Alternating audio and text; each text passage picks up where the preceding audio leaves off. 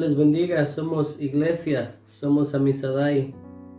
Es un privilegio poder llegar por este medio a sus vidas para proseguir con el estudio de la carta a los Gálatas, como lo hemos venido expresando en los estudios anteriores, esperando que Dios siga bendiciendo la vida de cada uno que está siguiendo el estudio que hemos venido expresando ya por varios estudios, y que Dios siga bendiciendo y hablando a la vida de cada hermano, de cada amigo que está siguiendo esta serie de estudios. En esta ocasión voy a tomar la lectura del capítulo 4 del libro de Gálatas, del versículo 1 al versículo 7, y leo la palabra en el nombre del Padre, del Hijo y de su Santo Espíritu. Pero también digo, entre tanto que el heredero es niño, en nada difiere del esclavo, aunque es señor de todo, sino que está bajo tutores y curadores, hasta el tiempo señalado por el Padre. Así también nosotros, cuando éramos niños, estábamos en esclavitud bajo los rudimentos del mundo.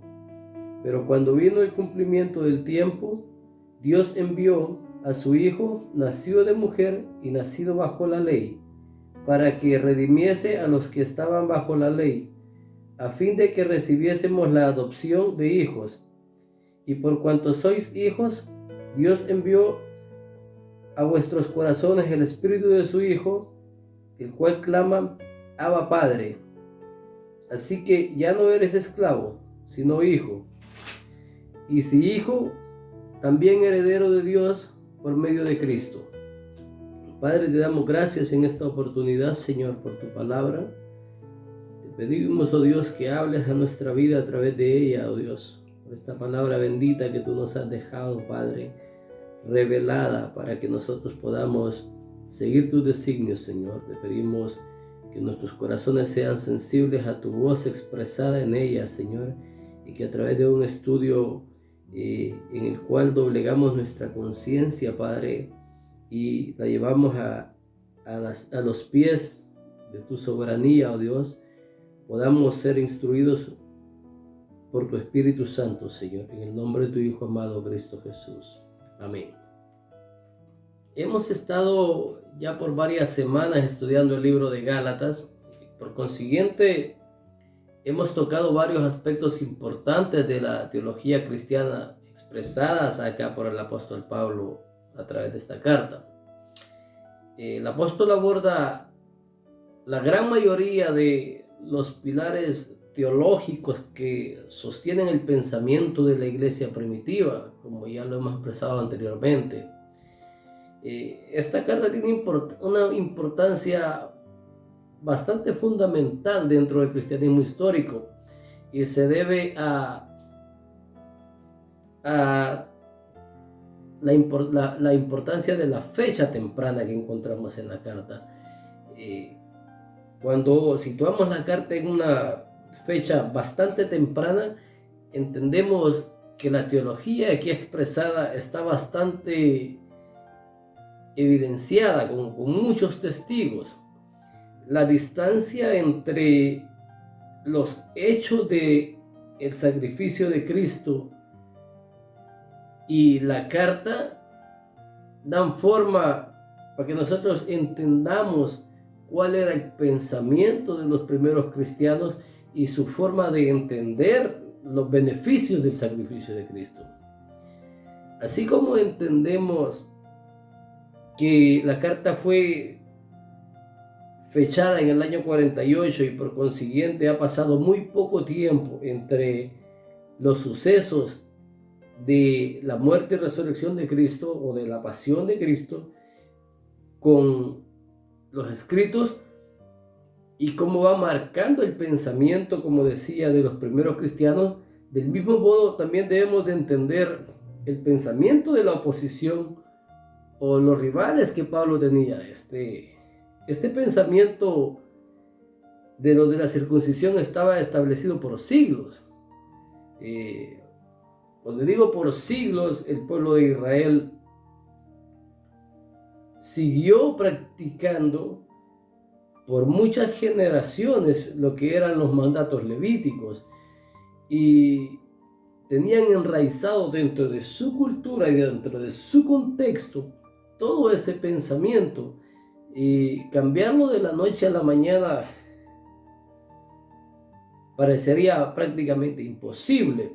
El escritor Arthur Sproul, en una ocasión tocando el tema de Gálatas, decía y hablaba lo expresaba de la siguiente manera: es como que a una persona que por 50 años, tomando como ejemplo, ha pagado arriendo de un lugar, y de repente alguien le dice que esa propiedad, pues la que él ha pagado arriendo, ya pasa a ser suya sin haber hecho un previo contrato antes, y por gracia se te ha regalado eso. Entonces, posiblemente el primer mes esta persona sienta un poco de temor de decir, y si no pago la renta, posiblemente me van a botar de acá. Entonces, aunque ya se ha expresado en un documento de que ese lugar ha pasado a sus manos, quizá el mismo concepto de tener tan enraizado el hecho de seguir pagando lo lleve a seguir pagando. Y era el hecho de transformar este pensamiento de la circuncisión, lo que era un concepto bastante difícil de cambiar, porque había ese concepto enraizado por generaciones y generaciones. Entendiendo esto, debemos de entender el poder transformador de la palabra. El apóstol Pablo en su mensaje siempre fue a la luz de lo revelado en la Torá, porque era el fundamento de la fe y conducta de los judíos. Lo que Dios había revelado y cómo lo había establecido en esa ley apuntaba hacia la venida del Mesías Redentor. Y esta profecía se cumplía en su totalidad en la persona de Jesús.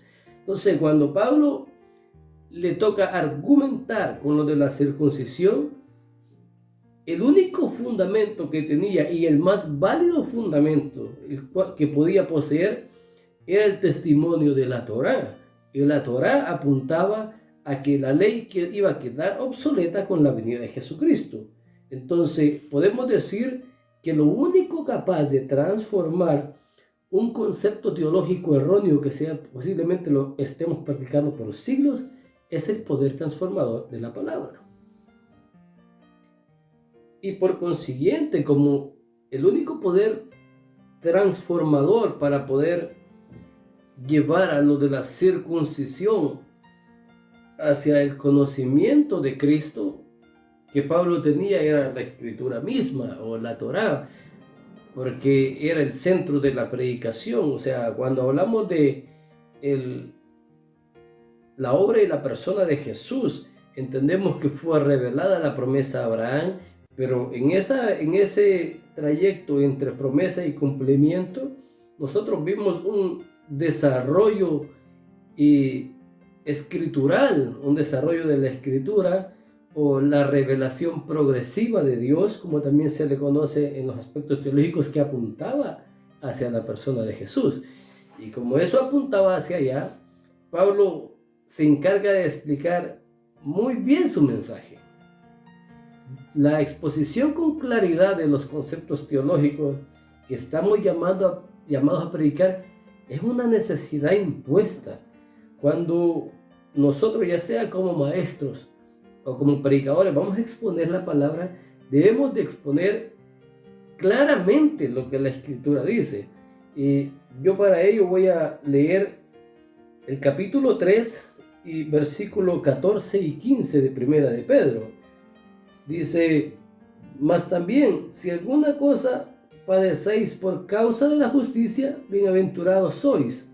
Por tanto, no os amedrentéis por temor de ellos, ni os conturbéis, sino santificad a Dios el Señor en vuestros corazones. Y esta es la parte que más enfoco acá. Y estad firmes y estad siempre preparados para presentar defensa con mansedumbre y reverencia ante todos los que os demanden razón de la esperanza que hay en vosotros. Cuando alguien nos demanda razón de la esperanza que hay en nosotros, el apóstol Pedro nos dice que estemos siempre listos para presentar una razón viable de nuestra fe. El apóstol Pablo entiende que los conceptos teológicos hay que expresarlos con claridad hacia nuestros oyentes, y en este caso él los presenta con claridad a la iglesia de Galacia. El mensaje de salvación y de edificación a los salvos y a los no salvos debe de ser muy claro. Por esto es que a veces nosotros o los maestros nos demoramos tanto en algunos conceptos que no son fáciles de digerir, o al menos no son fáciles para todos. Como en mi ejemplo, a veces somos un poquito más lentos para poder digerir algunos conceptos. El apóstol Pablo, en la lectura que tomamos, vemos que dice: pero también os digo, el versículo 1 del capítulo 4, pero quise enfocarme en otra versión que no dice pero también os digo, sino que lo que dice es dicho de otra manera. Y lo que está haciendo es una repetición del mismo concepto. Lo que hace es emplear una analogía diferente a las que ha venido utilizando hasta el momento. Aquí el apóstol Pablo introduce el concepto de inmadurez versus madurez, pero esa inmadurez versus inmadurez es en la persona de Cristo. ¿Qué quiero decir con esto? Debemos de entender que el apóstol Pablo no está hablando de inmadurez cristiana, sino que está expresando que la ley era nuestro cuidador, pero que en ninguna manera, por ser nuestro cuidador, nos permitía llegar a la adultez, donde alcanzaríamos autonomía y por consiguiente libertad. Para ello, el apóstol Pablo utiliza el concepto de ayudador o tutoría o cuidadores. Ya anteriormente había hablado de lo que era el concepto de el ayo, y expresé brevemente que el ayo era un tipo de cuidador o de profesor, por decirlo de alguna manera, y este profesor llevaba o encaminaba al infante enseñándole desde las materias primarias de la educación, modales y todo lo que pudiese ser, hasta llegar a la edad adulta. Por eso debemos de entender que este pasaje, a la luz de dicho de otra manera por el apóstol, lo que está esclareciendo o lo que está haciendo es llevar su concepto anteriormente del ayo o del cuidador a una comprensión más amplia, para que sus oyentes tuviesen una comprensión mejor de lo que está tratando de explicar. Lo que estoy diciendo con esto es que el apóstol Pablo hace la metodología de la repetición, porque muchas veces nosotros a un principio no captamos una idea y se nos tiene que volver a reexplicar. Y en cuanto a los conceptos teológicos que nosotros vemos en la Escritura, por ejemplo, el apóstol Pablo trata mucho ese tema. En muchas ocasiones nos satura del mismo concepto, pero es para que nosotros tengamos con claridad definido los conceptos teológicos que son importantes para nuestra vida cristiana. En ese sentido debemos entender lo que el apóstol Pablo dice cuando dice dicho de otro modo, porque está esclareciendo los conceptos, está llevando a un nivel más entendible lo que nos está tratando de comunicar. Y en esta ocasión lo que nos está tratando de comunicar, algo que ya ha sido comunicado anteriormente dentro de la misma carta, solo que utiliza, como ya lo dije, otra analogía para explicarlo. Y acá utiliza lo que es la tutoría. Si bien es cierto que un hijo heredaría el patrimonio familiar en un sentido legal, mientras era menor de edad, no disponía de su libertad. De cierta manera, su libertad estaba restringida y en ese sentido, como él mismo dice, no era diferente al esclavo. Los tutores o cuidadores aquí representan a la ley. De acuerdo con la legislación romana, el heredero estaba bajo el control de un tutor nombrado por el padre. Y ese tutor cuidaba hasta los 14 años a este infante. Y luego desde los 14 años hasta los 25 era supervisado por un curator, que en muchos de los casos era impuesto por el gobierno romano, y en otros casos, en algunas provincias, el mismo padre podía tener el acceso de escoger tanto al tutor como al curator, que era otro aspecto de cuidador. En algunas partes del imperio, como dije, se podía elegir ambos, pero no siempre. Lo que aquí se buscaba era el control del infante hasta la mayoría de edad o hasta que tuviera una madurez para poder alcanzar cierta libertad. Por eso Pablo utiliza esta analogía para enseñarnos que la ley estuvo a cargo del proceso de cuidarnos, pero restringiéndonos la libertad, una libertad que era negada tanto a judíos como a gentiles. Así que los judíos de la circuncisión, muy lejos de gloriarse de la ley, debían de llegar al entendimiento de que ellos estaban atribuyéndole aspectos a la ley que la ley no poseía, un aspecto teológico de salvación o salvífica. Y ese pensamiento estaba muy lejos de ser el verdadero pensamiento histórico de Israel. Así que Pablo de nuevo apunta a la obra de la persona de Jesús, porque como la ley estaba muy lejos de ser un método salvífico, de nuevo Pablo apunta a lo que es la obra y la persona de Jesús. Y en el versículo 4 de la lectura que tomamos de Gálatas, Pablo parece disparar una metralleta con lo que dice. ¿Qué quiero decir con esto? Pablo da una ráfaga de aspectos importantes en cuanto a la teología. Y para ello vamos a fraccionar los conceptos que Pablo dispara, porque muchas veces pasamos corriendo sobre ellos, pero en esta ocasión vamos a hacer una pequeña pausa para identificar lo que el apóstol Pablo está expresando. Como les digo, a veces pasamos corriendo en estos aspectos sin entender la importancia histórica y teológica de un pequeño versículo. Y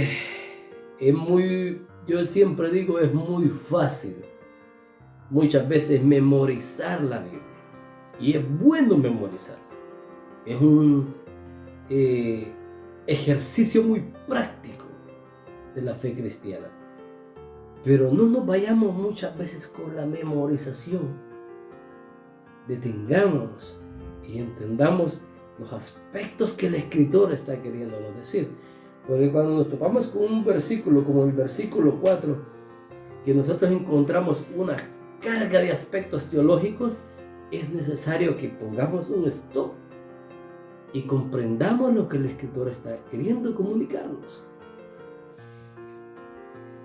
El primer aspecto de esta ráfaga que Pablo nos dispara, a la cual yo invito a que nos detengamos a pensar y a estudiar, es cuando él dice: pero cuando vino el cumplimiento del tiempo.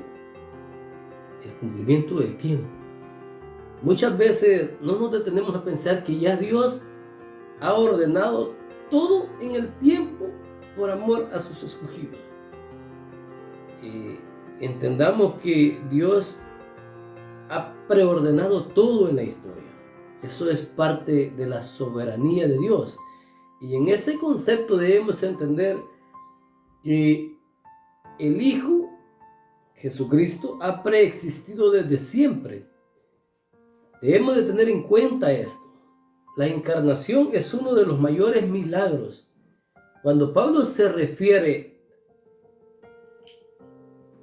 al que el cumplimiento del tiempo, habla de la promesa expresada entrando en vigencia, el Dios atemporal introduciéndose en el tiempo del hombre. Cuando en la introducción del Evangelio de Juan, el evangelista introduce la eternidad del Hijo en el primer capítulo, debemos de entender lo que es la preencarnación de Cristo. Voy a leer Juan capítulo 1, versículo 3, del Evangelio según San Juan, capítulo 1, versículo 3.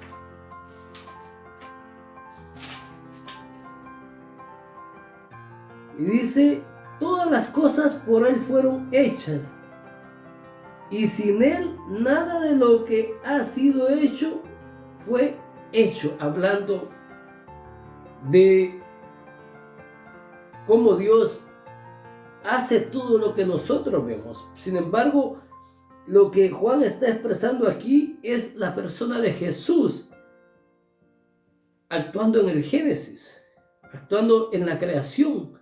Y dice que todo fue hecho por Él. Entonces debemos entender que antes de encarnarse, Jesús ya existía en su preexistencia, como lo dije antes. Jesús está muy lejos de ser alguien temporal. Él se introdujo en el tiempo. Y se introduce para hacer la obra que desde antes de la fundación del mundo estaba establecido para Él, o que haría. Cuando Él está en el monte Getsemaní, se sintió estremecer porque Él sabía lo que el Calvario significaba. Así que la predeterminación del sacrificio ya había sido hecho. El apóstol Juan en el libro de Apocalipsis nos dice que Él fue inmolado antes de la fundación del mundo. Entonces, yo sé que en nuestra mente es un poco complicado entender que Él ya fue inmolado antes de la fundación del mundo, pero que en el cumplimiento del tiempo, el Dios atemporal que entra en la historia tiene que pasar ese proceso, y ese proceso lo pasa en el cumplimiento del tiempo por amor de nosotros. Así que la encarnación fue un proceso de la historia del hombre para la salvación del mismo, la promesa hecha a Abraham haciéndose efectiva en la persona de Jesús.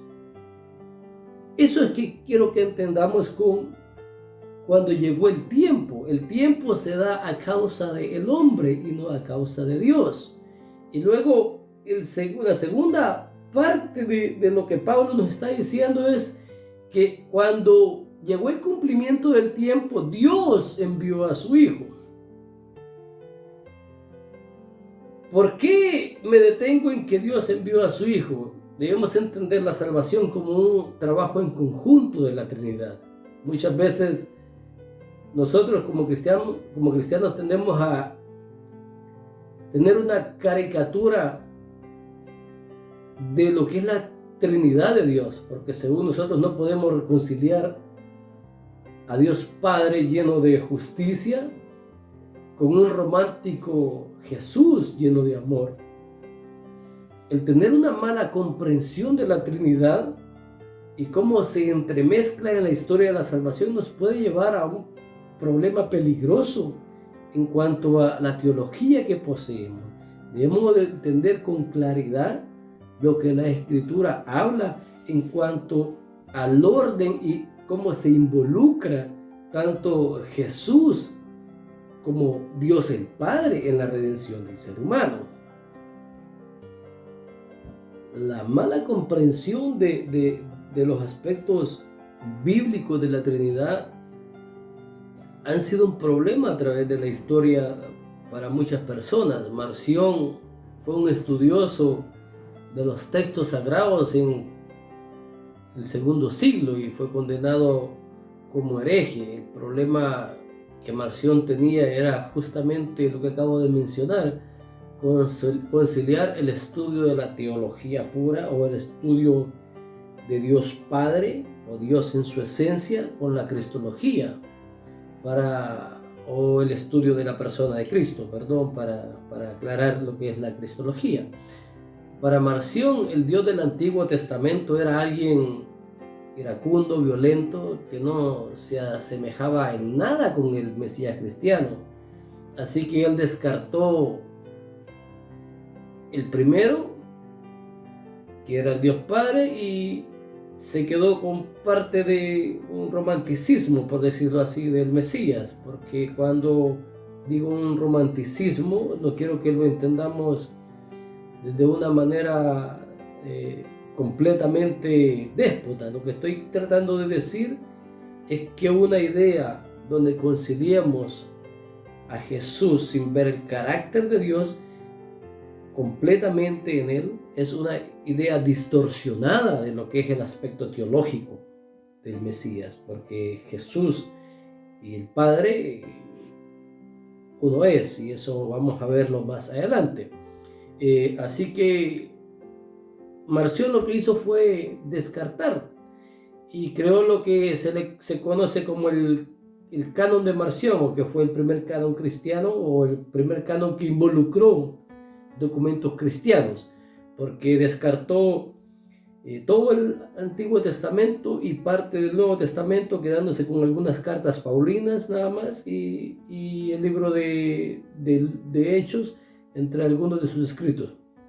Entonces, lo que llevó a Marción a tomar esa actitud era precisamente la forma de irreconciliar la idea de Dios Padre con Jesucristo.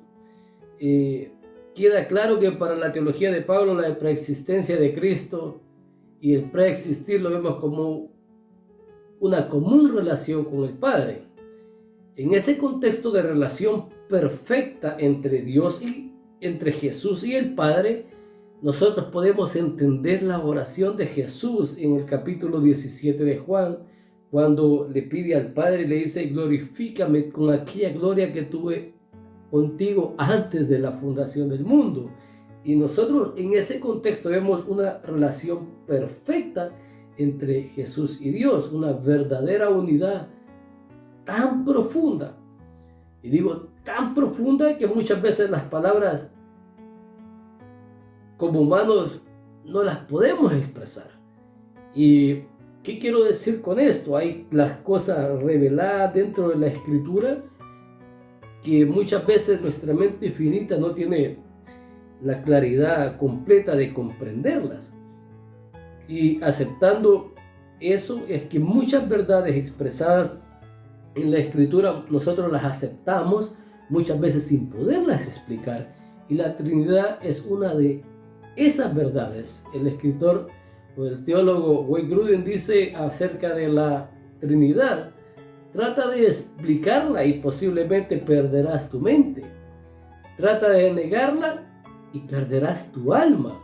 Teniendo en cuenta el testimonio de Jesús en la teología de Pablo, cuando dice que él mismo fue enviado por Dios, tenemos suficiencia de evidencia contextual en los evangelios donde Jesús mismo habla que fue el Padre que le envió, y así vemos nosotros la participación activa del Padre en la salvación del hombre. Tanto así que Jesús dice: ninguno puede venir a mí si el Padre que me envió no lo trajere, en el capítulo 6 del Evangelio según San Juan y el verso 44. El Padre está tan involucrado en el plan de redención que no podemos ni siquiera pensar que esté ausente. Todo el testimonio de la Escritura tiene evidencia del pensamiento paulino que Dios envió a su Hijo a morir para redimir a su pueblo. En ese contexto, como estamos viendo, Pablo en el capítulo 4 expresa que, en el versículo 4 expresa que Jesús entró en el tiempo para hacer su misión, pero que fue enviado por Dios. Y el otro argumento que presenta, o el otro concepto teológico que presenta, es que fue nacido de mujer y nacido bajo la ley, nacido o hecho carne. El pensamiento teológico de Pablo en este pasaje tan temprano tiene nada que ver con las herejías que más tarde se levantarían en cuanto a la persona de Jesús, las cuales pretendieron negar ya sea su humanidad o su divinidad, y que en ese momento, cuando se levantaron, fueron enfrentados por muy buenos apologistas cristianos que derrumbaron esos argumentos. Y en este pasaje en específico, el apóstol Pablo hace uso del suceso de la encarnación, lo cual era ampliamente atestiguada para su época. El credo cristiano de la humanidad de Cristo, la persona de Jesús, era ampliamente representado en la época que Pablo está escribiendo Gálatas. Recordemos que si situamos o si fechamos la carta, como ya lo hemos planteado, en el año 48 y Jesús muere en el año 30, eso nos da un margen de 18 años entre la resurrección de Cristo y la escritura de la carta. Los testigos que pudieran refutar a Pablo eran personas que vivían en la época.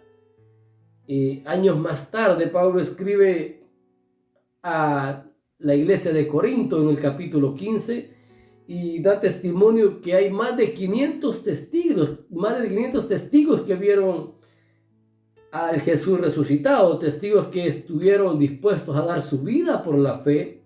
Y por consiguiente, si vemos más atrás, digamos, en un concepto de testimonio, aunque más allá de un concepto escritural, que quiero decir con esto, es que voy a citar la carta de nuevo, el Evangelio del apóstol Juan.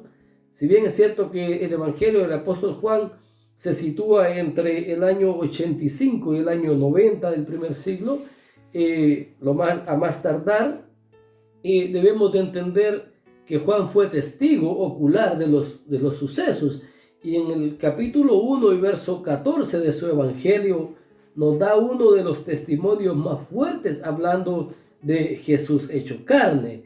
Y para ello, como digo, voy a leer ese versículo que me encanta.